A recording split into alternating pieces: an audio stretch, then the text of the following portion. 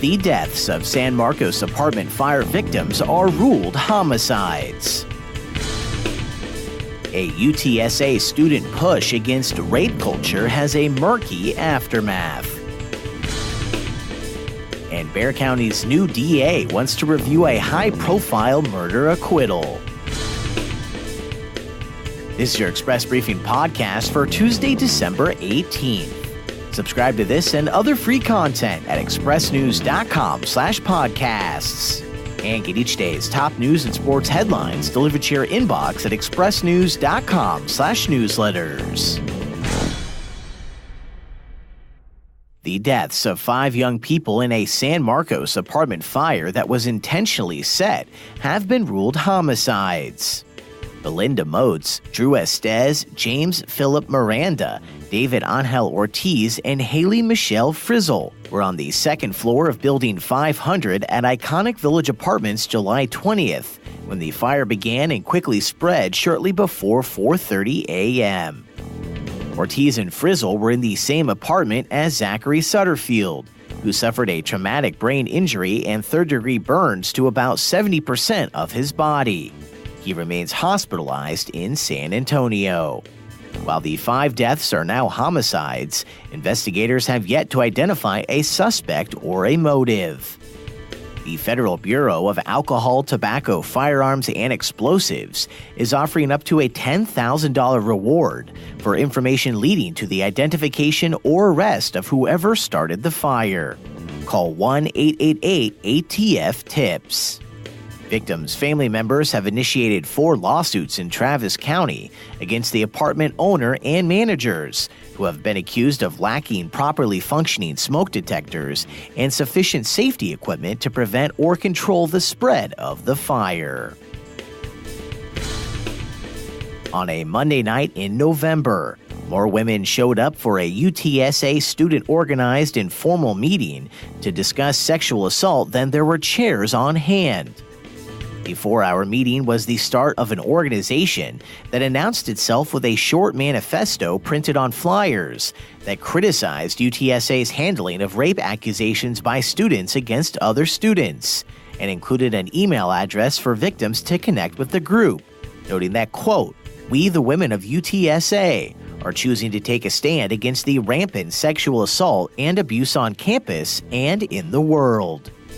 Leaders of the group, however, say they have no idea who circulated other flyers just a day later that contain names or photos of alleged assailants. Those flyers prompted UTSA's president to arrange an outside investigation by a law firm to make sure the school's on the right side of Title IX, the federal law that guarantees equal treatment of men and women in institutions of higher learning. But while leaders of the organization say they don't condone the publicizing of the names, 2 of the women's group organizers say they won't talk to investigators, a stance that has since been challenged in an online video by UTSA's student government president, who posted a video to her Twitter account Tuesday where she praised university leaders for, in her words, trying to figure out how to make the campus better. The original letter the women's group claims responsibility for posting in bathroom stalls called for societal change, offered the organization as a forum where women could confide in one another, and warned their unidentified assailants that they were known, even if they remained unpunished. And Bexar County District Attorney-elect Joe Gonzales says he will conduct a full investigation into how prosecutors handled the murder trial of Mexican mafia associate Gabriel Moreno, who last week was acquitted in the 2014 beating and suffocation death of a drug dealer.